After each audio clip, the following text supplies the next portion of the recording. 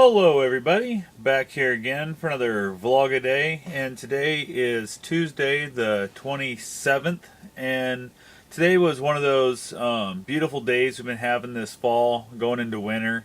It was kind of chilly out but not bad.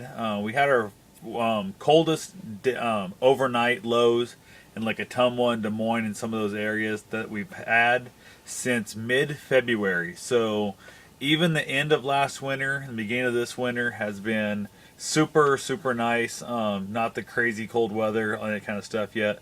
So we're absolutely loving that kind of stuff. So got a few things done out in the shop today.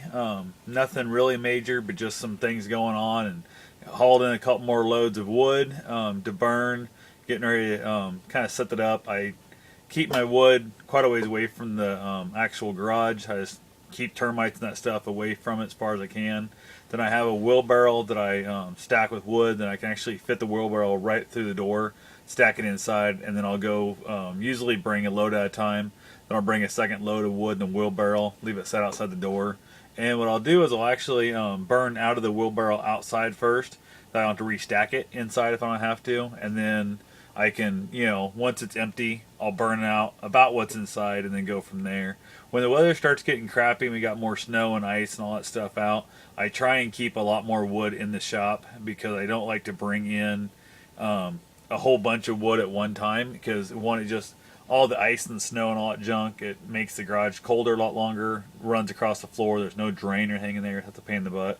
Also, I hate walking load by load all the way out there to the wood pile. And also, I hate the fact of having to shovel a path for my wheelbarrow. I have, in years past, when it's real deep snow and that, I'll take back the truck up to it, load the tailgate full, not the whole bed, but just a giant load across the back of the truck, back it right up to the door of the garage, and then set it inside. But this year I don't have a truck, so the ex took that with her. Not the big deal. I mean, took a vehicle, so not a problem there. It's just the fact that I don't think the van's going to work nearly as good for that. I've been looking for a four-wheel drive that's cheap, old four-wheel drive. I'm not a fan of having super expensive trucks, because I use them as trucks and I don't want to worry about getting it beat up or damaged and that. The other thing I did today, I ran out and picked up a bunch of pallet wood. There's some particle board. There's a handful of usable wood in there.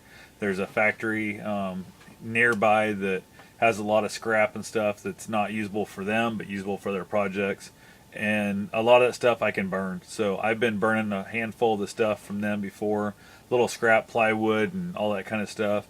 A lot of people say you shouldn't burn plywood or particle board, but I have no problem with it. They claim the fumes can be a little bit toxic maybe, but I've never had an issue with it, and my chimney's pretty tight, so I'm not getting a lot of smoke inside my shop anyway. So did pick up a handful of really large chunks of particle board that I might turn into just some little boxes and stuff for, like, I've been using a bucket behind my by my chop saw and my bandsaw and stuff to throw little wood pieces in before they go in the fire. And I don't know, I don't like the look of the bucket as much, so I figure I might make some particle board boxes in that. I might make some shelving out of particle board. I'm not a super big fan of it, but my theory is if I round over the corners with my router, and then I figure what I might do is actually mix up a little bit of, like, even auto body Bondo, and mix it up and just smear the whole thing with a nice heavy coat of that stuff all the way across, and then scrape it all back off, sand it down, and then I can paint it and it'll be a super smooth surface. So I'll look into doing some of that. I got to figure out if I have a project for it, because I'm running out of wood storage. I've got so much wood that's just piled up in there that I'm not using for anything yet. I need to find a project for that stuff and get it used and get it out of there. So anyway, that's pretty much it for today. Oh, I did hit the gym again tonight. Decided I was going to run on my ankle. It wasn't feeling great, but I decided to just go ahead and push through it. I was running about half to 3/4 mile an hour slower than I normally run, and what I do is I run like a minute, then I walk a minute, I run a minute, walk a minute. And there was, in my first 20-minute session of that stuff, I had 3 different times that I walked an extra minute. So I would, like, run the 1 minute, then I walked 2 minutes, and I ran a minute. So I kind of threw my timing off there. Not a big deal, but I kind of wussed out a little bit. Did my the bike, I did about I did 30 minutes on the bike, and then I went and did, I don't know, about an hour, hour and a half of some weight machines and some crunches and that good stuff, and then went back over and did another 20 minutes. And on that 20 minute, I end up skipping, like I would go 1 minute run, 2 minutes walk, and then 1 minute run. I ended up doing that 4 different times. So it was definitely, ankle was not feeling great at the end. Got home, got it all iced up in that. Probably need to take like some ibuprofen or something like that for the pain, but I just hate drugs. So anyway, I'm just gonna tough through it right now and go from there.